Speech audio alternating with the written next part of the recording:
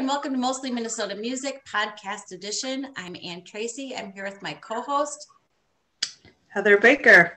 Yes, and we are here with Emily Dussault of the Champagne Drops. Welcome. Thank you so much. Hello. Hello. We're excited.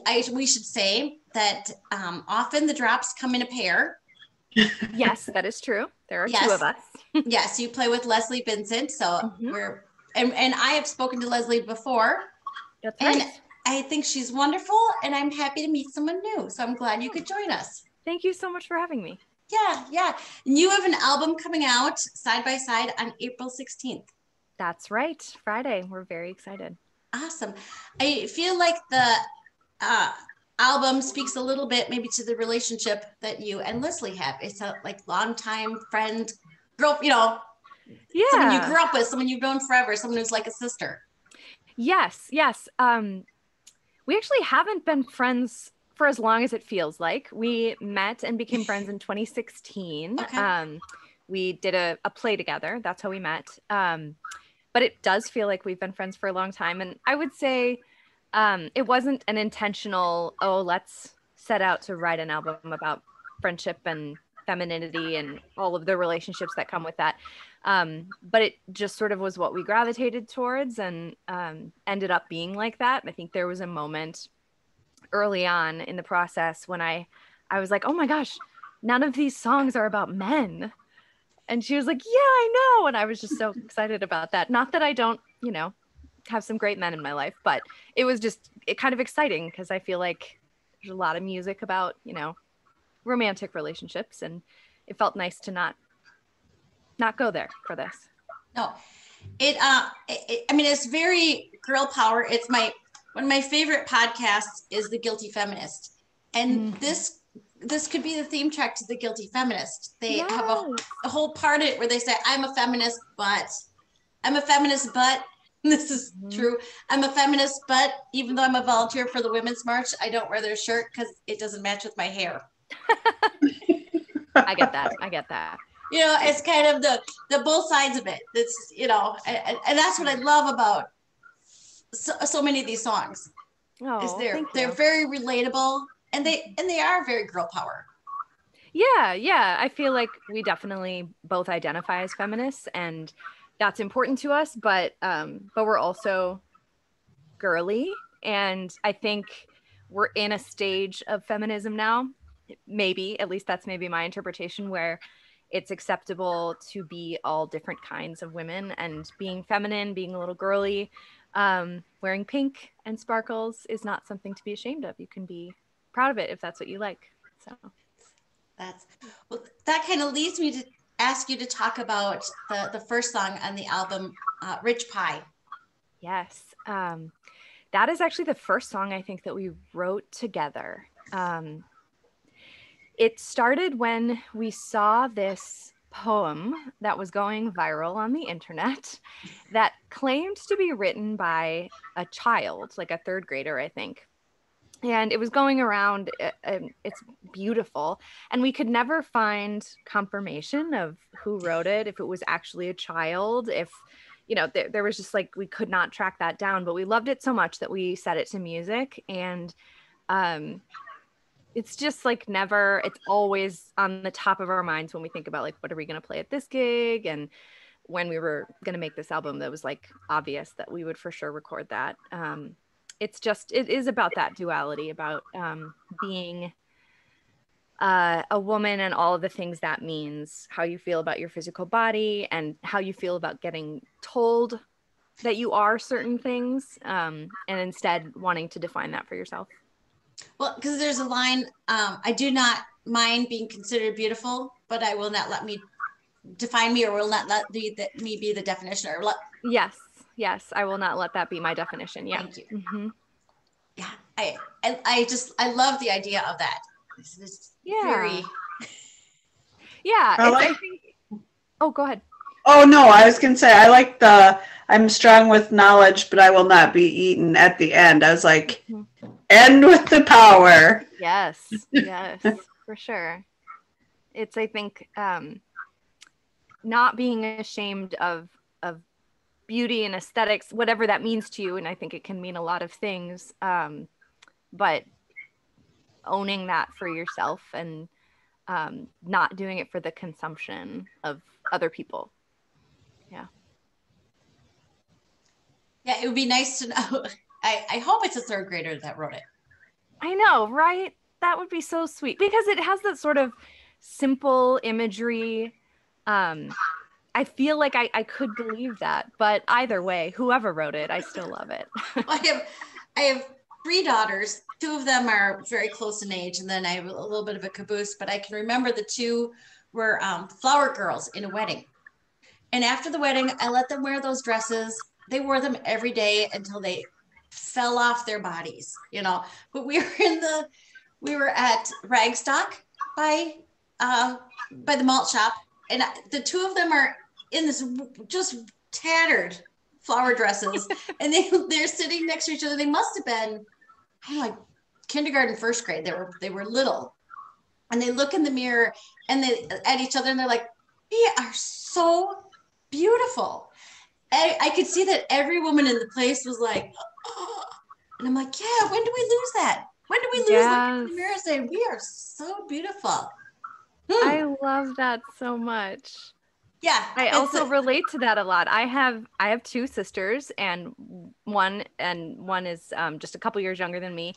And we were flower girls in multiple weddings, and we wore those dresses everywhere. And yeah, I think that was a part of it. It was like playing dress up was it was like freeing and fun and creative. And I mean, for me at least, that's definitely a part of being an actor that that I feel like it's a really important part. It can be about vanity, but I don't think it has to be. And I think in most cases, if you're really connecting to the work that you're doing, I don't think it's about that. It's about it's just like such a concrete way to sort of shed the everyday. And I think that's really fun. And I think we should all do it. I miss dressing up so much. That's something I miss about this pandemic a lot. Certainly you've been able to do it for some photo shoots for the album. Yes, we did. We did have a little, quarantined and got together for one weekend to do that. And that was fun. But I'm very excited for like the first, fancy night out that I get to do. I'm telling you. Yes, that's. Oh, sorry. I was just going to spin on that too. Do you have your girly glitter picked out for the Friday the 16th? Yes, our release show. We haven't decided. That's also kind of a theme with us, is that we end up texting a lot last minute about what are you wearing and what color lipstick are you wearing and are you wearing your eyelashes or not. I think because this is virtual, we haven't decided how far we're going to go with the dress up. We will for sure have some bubbly to celebrate. And I think I'm going to wear pink because that's kind of a theme color of the album. But I'm not sure how sparkly we'll go yet. We'll find out. It'll be a surprise. You could do some costume changes. Oh my gosh.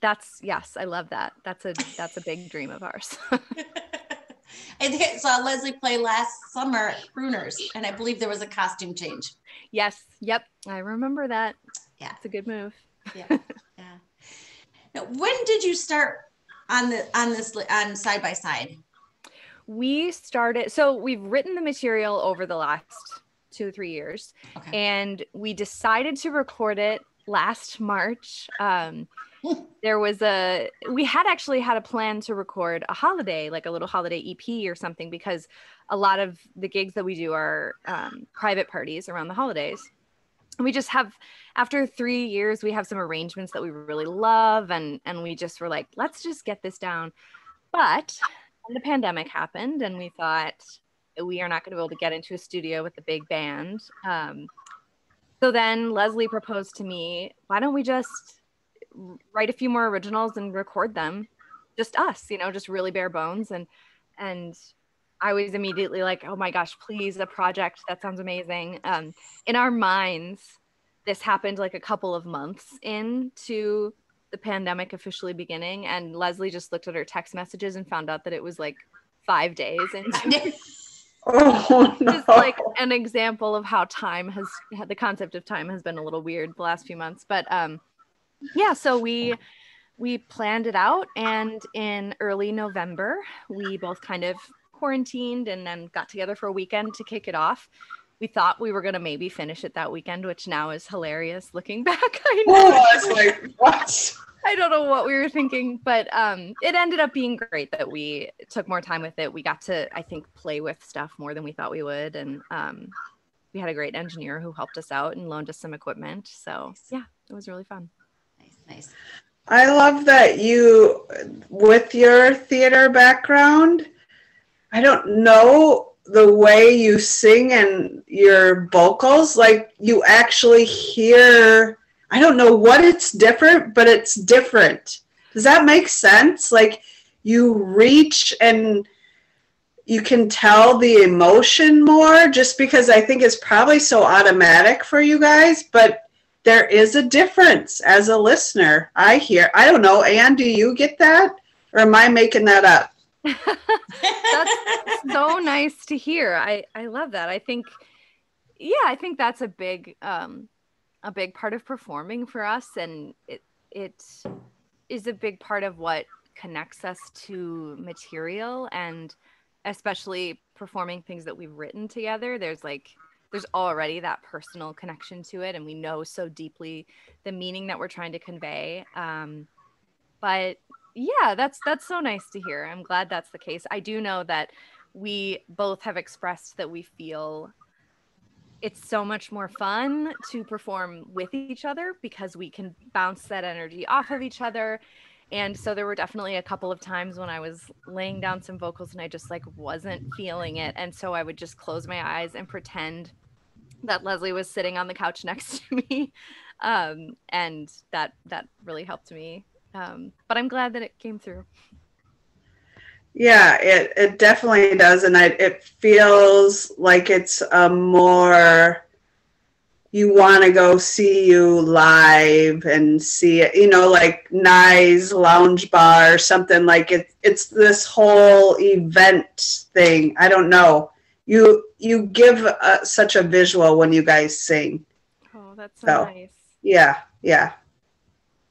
I can't wait. Oh, Can't thank wait you. to Yeah, see it.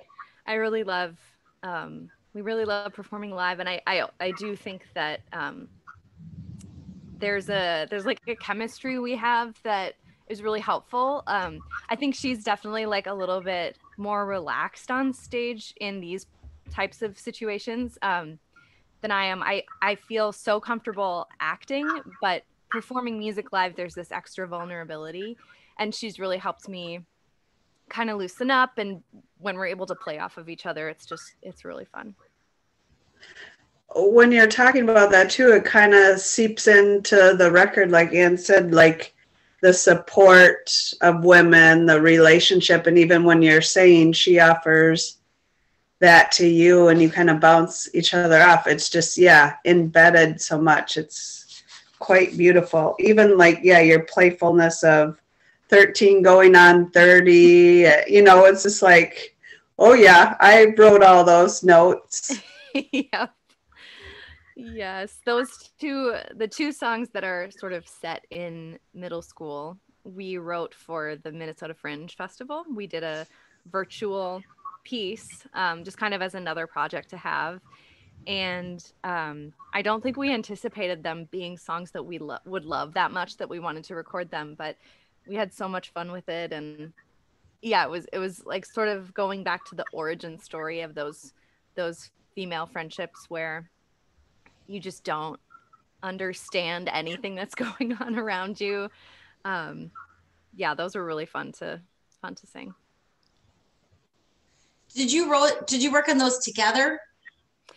How do you collaborate there? I think we have a really good system down for collaborating on writing. I would say there are definitely some songs where it's like really 50-50. One person brings a verse, the other person takes that and goes and works on a chorus. But a really common thing is we'll each kind of take a different idea and go work on one song. But we always come back together like 2 or 3 times to kind of share what we have and pick the other person's brain. And I mean, I know for sure that none of the songs I've written I could have done without her. Like they just wouldn't have gotten to the level they are. So I think it's a very beneficial partnership for both of us. So yeah, we I think for that project we each took one idea and went with it and wrote a bunch and then came back and helped each other kind of polish it up and add some new ideas. And yeah. I think you both did such a good job of, as Heather says, you really nailing details. So you're like, oh, everybody had that in math class. Yes. There's something very hugely comforting about that.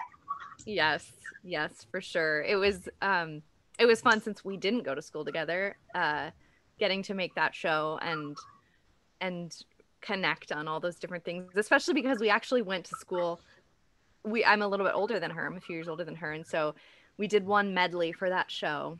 And we wanted to just do this medley of songs sung by women that we loved when we were like 13, 14. And we realized while we were making that we are from slightly different eras. But it was still like really fun to put them all together. And there were still so many things that we talked about that we connected on, even though we didn't go to school together or really at the same time. Well, if you want to feel better, you probably didn't have Helen Reddy in there, and that might have been on my list. So there you go. Big fan, though. I'm a big fan. Who was on the list? That's fascinating. Oh gosh, let me think.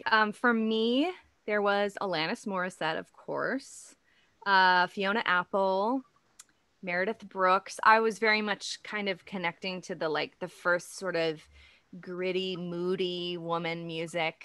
I remember that Alanis record just like changed my life. And I'm trying to think of the people that Leslie had on there. Leslie's were like a little bit more poppy, but still very emotional. We had some Destiny's Child on there. Oh, I'm going to draw a blank, but it's on our Facebook page and it's really fun. So I highly recommend everybody checking it out. It's a fun exercise to go through because now I'm trying to think, who would have been on my list? I don't think Annabella from Bow Wow Wow counts. I mean, it's funny. It's just like that. But that is you guys are fun. Oh, thanks. We think so. No, absolutely. Absolutely. I mean, it's fun to, and now I have to ask, because you are an actor and you a performer and singer, you must be having a strange pandemic. I mean, that must have been a huge, I mean, I've always worked from home, so I haven't had a strange pandemic. I mean, yes, it's been very strange and definitely challenging in ways. I actually had a baby. I had my first baby in September of 2019. Congratulations. So thank you. So I did a couple of shows while I was pregnant, and Leslie and I did a little bit while I was pregnant. And then I had a newborn. And so I kind of laid low for a few months. Leslie and I did do a few holiday shows.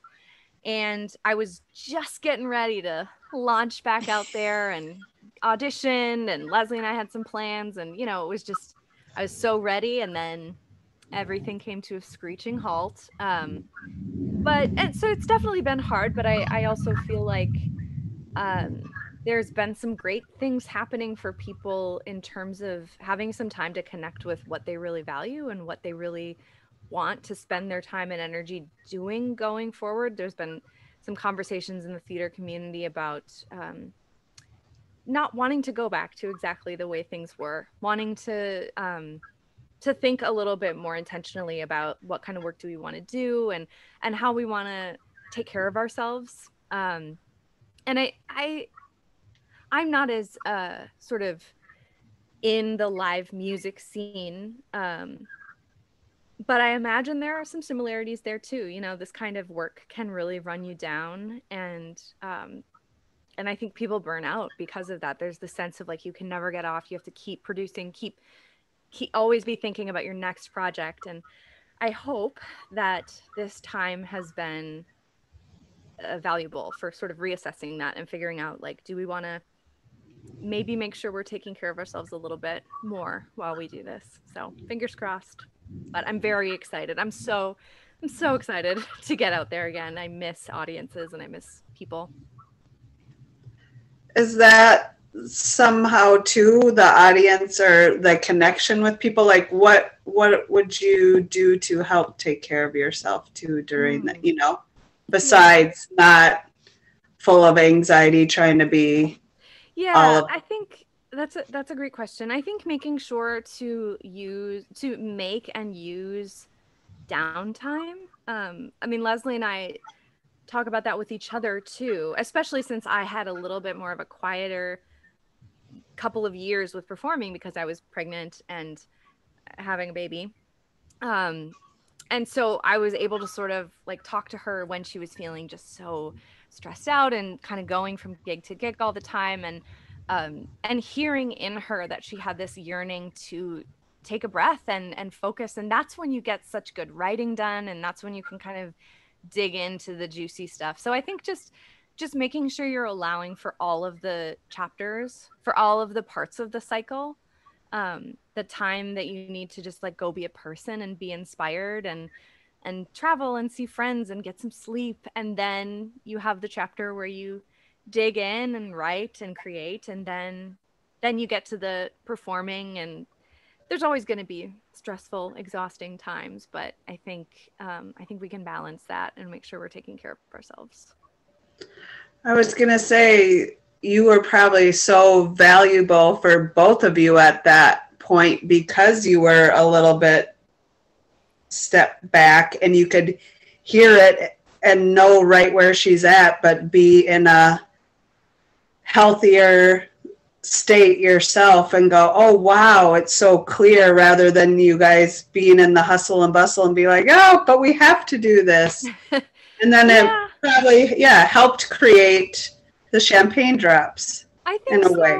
But I also think that we have been a really good balance. I'm probably a little bit more of a homebody, and there's something about Leslie's energy, and she kind of thinks that we can do anything. And I love that because it's true, because she thinks that and because she tells me that. So I think we really need both sides of that, for her to say, let's make this show, let's record an album, let's write this song. There have definitely been a few times sprinkled in there where I'm like, oh, really? Can we really do that? Are you sure? And she's just like, yeah, of course. And actually, while I was pregnant and having a baby, she made a solo album, These Foolish Things, beautiful jazz record. I highly recommend it to everybody. And I did a duet with her on there and performed at her release show, and it was really cool to watch her take that on her own. I admire her so much for that hustle and for really just like learning as she went, and that's been so valuable for us. I've told her that I promise we can switch places one day if she wants to have a kid. I will take the reins for a couple of years and make sure we do really cool things, because I'm really grateful for that. I think we have helped each other. Now, how does being a mother, how did that influence this latest song, the latest album? I guess I'm particularly thinking of the Milkweed song, but maybe there are others. So we actually wrote that song while I was pregnant. So we wrote that for a Fringe Festival show that a friend of ours produced called Size. It was about body image and how just kind of all the things that having a body makes you confront in the world. And that the lyrics of that, we had some inspiration pieces. Sorry. No worries. You put that on silent? Don't worry. Heather, what are you doing? I'm so sorry. Please go on. Size. No worries. It's been, although funny enough, it's my sister. So. Oh, there you go. Yeah, we had some inspiration material from the cast who just did some sort of free writing, and that was a letter from a woman to her mother, just about memories of growing up and how body image has influenced both of them in that relationship. And it was kind of interesting I would always relate to that as a daughter up until that summer of my life when I was thinking about, and I knew that I was having a girl. So that was an added layer of really wanting to be conscious of how I bring that part of me into this new relationship. But also to honor that I'm also human, and I can't expect perfection. I can't expect that I'm never going to have any hangups about that ever again just because I'm a mom now. But yeah, I think it's okay for those things to be complex. I think the most important thing is to talk about them. And I think, um, yeah, that definitely was in my mind. There's another song that is on the record, Lily of the Valley, and we wrote that. A good friend of ours actually asked us to help her write a song for her mother. And she wrote a lot of stuff down. She's a beautiful writer, and sent us just a lot of ideas and a lot of little phrases and images. And then we sat down and made it into a song. And that was another experience of looking at this woman who is talking about her mother and that relationship and how she views her mother, and thinking about the many years I have now with a little woman. And yeah, they're such complex relationships. And I think the more we talk about them and honor them in all of their complexities, the better off we are. Am I wrong when I say you guys do that? You offer writing songs or music for people? Yes, we do. Such a cool thing since Mother's Day is around the corner. Absolutely. Yes, we do commissions. That was another thing that kind of grew out of trying to think of how it started. I mean, several of our songs have been because we're connected to the theater world, we've had people ask us to write songs for their shows. So that's we kind of already had practice with being like, okay, we have an assignment and we're gonna write based on that. I think it was because we offered that service as a silent auction item for the Minnesota Fringe Festival. And someone bought it, and we were like, oh, we don't know this person. We had a Zoom with them, and they told us what they wanted. And it was so much fun and really kind of exciting to get a peek into a different relationship. And then we had a few others around the holidays, and they all ended up being really fun to make. So I hope we get to continue doing that. Yeah. That's such a cool gift to offer. And as writing, is it way easier because you're not trying to, think about it so much because it's so personal? You're kind of like, well, here's the stuff and away we go, or how? I don't know. That's a good question. I think I will always feel intimidated by trying to write, just come up with an idea in my head and write. I really appreciate having prompts. I think that's one of the reasons why I've written such few love songs, traditionally romantic. It feels like it's too big, it's too broad. There's too much that I could try to say. And I find it so helpful and inspiring to have a prompt and some really I love imagery. I love getting some really specific, colorful ideas in there, because I think that's really kind of all you need, just like a couple little images and you can make a whole piece on that. So yeah, it's definitely challenging, especially when we're writing about a relationship and generally only getting one person, the person who's commissioned us, we're getting their thoughts about it. So it feels a little intimidating. Like, how can we capture this? We haven't even talked to the other person, but no, so far it's been really fun and rewarding, and I hope we get to do it more. It's a fun way to flex that songwriting muscle. It's an amazing idea. Is it terrible that I'm like, would you write a mean song if you were commissioned? That's such a good question. And actually, Leslie was just on a podcast and they asked her the same thing, like, well, is there limits? And there definitely are. And I don't remember exactly how we phrased it. I think we just sort of have a a right to refuse certain topics and content. I think probably the top one would just be something gross. We don't want to write something gross. That's definitely not our brand. No. So, yeah. We'll see. I was Hopefully we never have to say no to someone. I was going to say, and she did use Alanis Morissette as one of her. Oh, we might be good. Yeah. Good writer there. Yeah. Really, just do love the idea of it. I mean, I think it's, Yeah, it's kind of like a good gift for someone who has everything or is hard to buy a gift for. Well, or even as I think about it, I mean, I couldn't write. I guess I could write a poem, but I couldn't write a song. Like if you had a newborn, if somebody could put all of the feelings that you have at that time, or if you had, well, I mean, it's terribly morose to say this, but in the time of with coronavirus, if you had somebody who was passing and you wanted to something like that, I mean, I mean, it would literally be the soundtrack to parts of someone's life. That is an amazing gift. Yeah. Well, yeah, I hope so. That's what it feels like. It feels like there are things that, and that's why we love music. They capture big feelings that are sometimes hard to just say it out loud. It feels vulnerable and you don't know if you have the right words. So yeah, I think music is always that's why we make mixtapes for people we have crushes on, It's a good way to sneak all those big feelings in there. True. Yeah.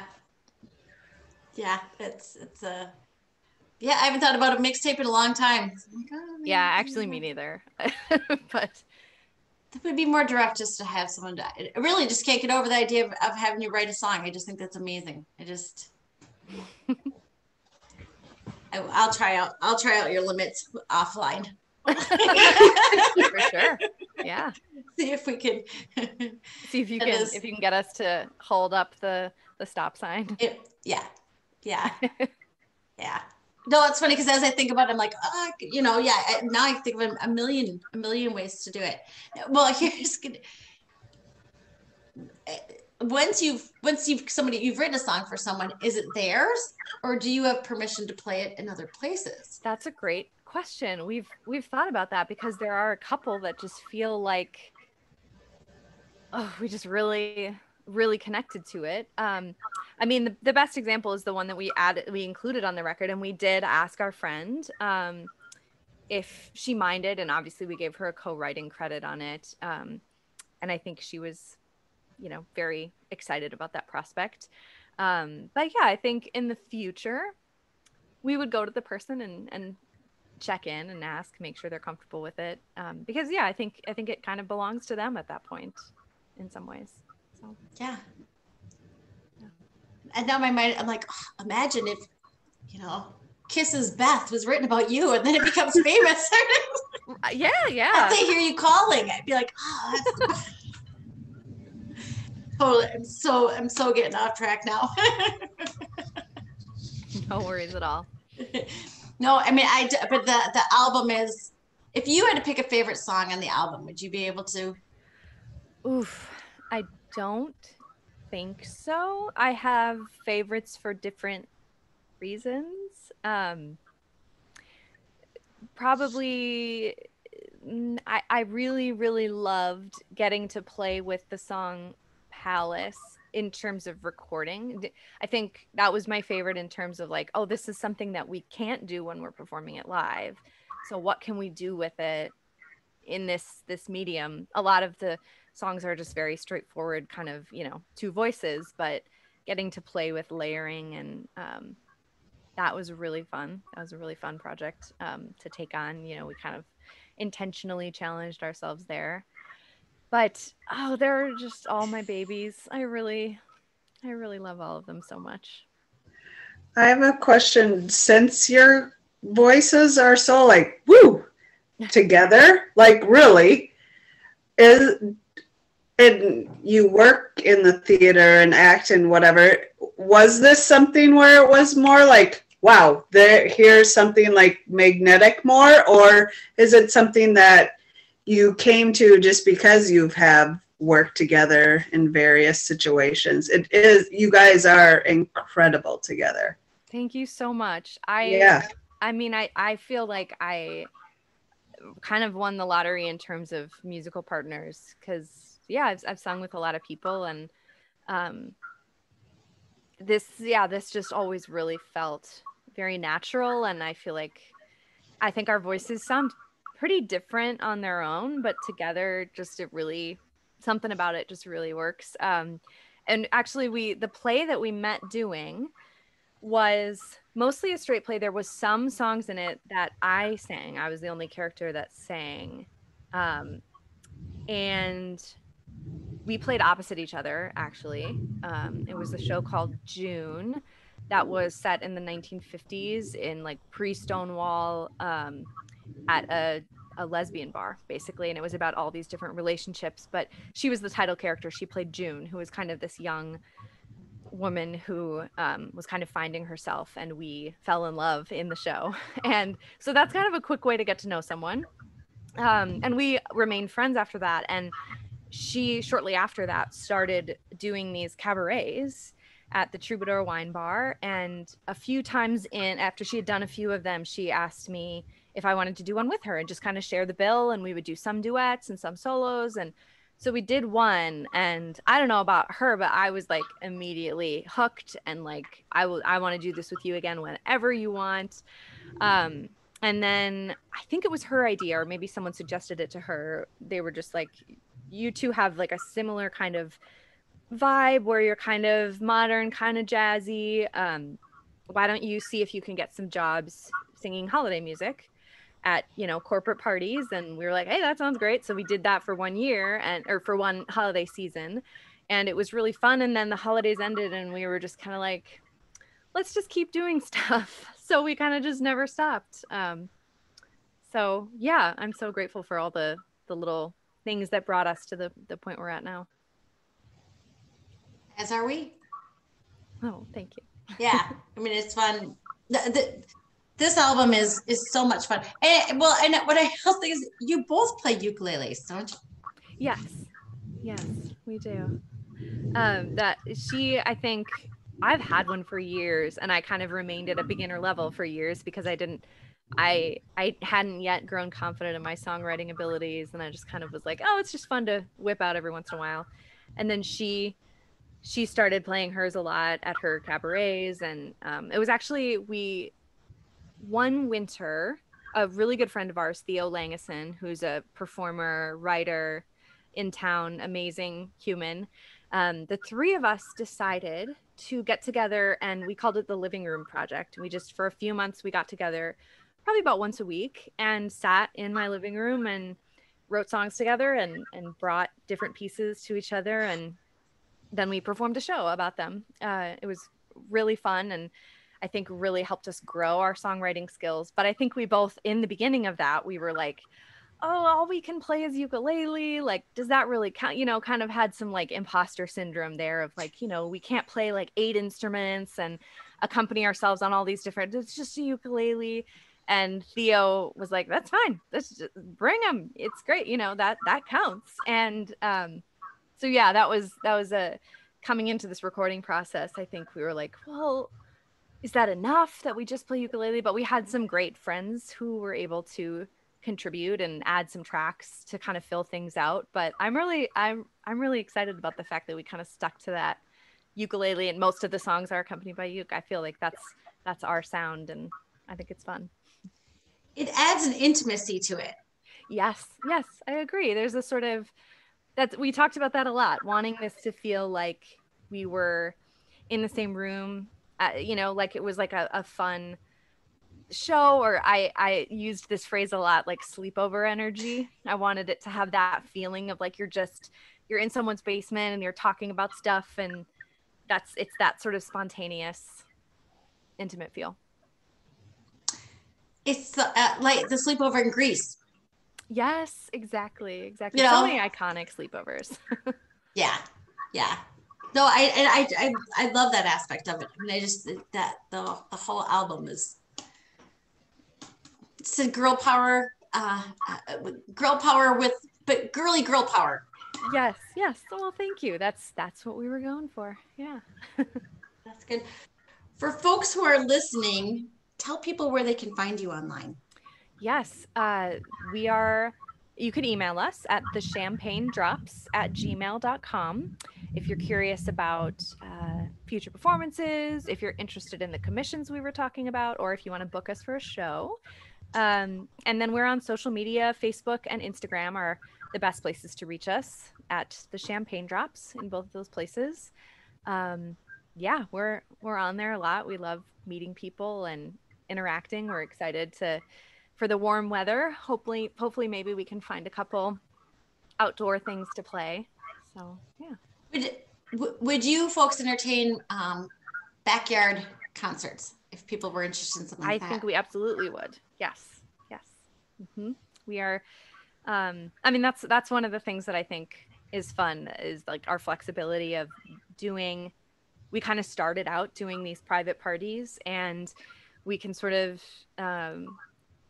fit whatever the vibe is. It's like such a wide range. We've done holiday shows for like 200 senior citizens in a huge room, and then we've done them for like tiny little law firm parties where everybody's mingling at the other end of the bar and we're just kind of tucked into a corner, and the whole gamut. And I feel like we like that. We like connecting with any size audience and kind of reading the room, figuring out what the energy is and playing into that. So yeah, we would love that. That's a gift to be able to do that, because I don't know that everybody would have that flexibility. I think being two people is really helpful. I don't know. That's a good point.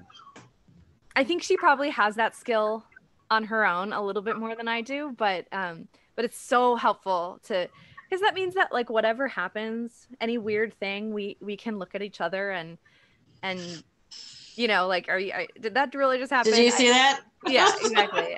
The time I'm thinking specifically is when we were mid song and we were at a holiday party, and a server offered our pianist like a little canapé in the middle of a song. Like, no. just leaned over and he was like, "No thanks, I'm good." Didn't miss a beat. Yeah, just those moments of like, is this really happening? And talking to each other and kind of having that banter, you can kind of learn like, oh, they're feeling rowdy. They want to talk to us, or like, okay, this is like a little bit more of a quiet, contemplative crowd, and that's cool too. We can play into that too. So yeah. I was gonna say I could see you two looking at each other like, this is gonna make a song. This is gonna be a line in the song. Definitely. Yes, definitely. It's in the vault and going down. Or worse, we got a whole Fringe show on this one. Absolutely. Awesome. That's awesome. Emily, thank you. Thank you so much for joining us. We are looking forward to April 16th, Side by Side. Thank you so much. Thank you for having me. This was lovely. And yeah, it was fun to talk about. And I'm so excited for everybody to get to hear it. Yeah, I am. It's fantastic early girl power. Thank you. Thank you.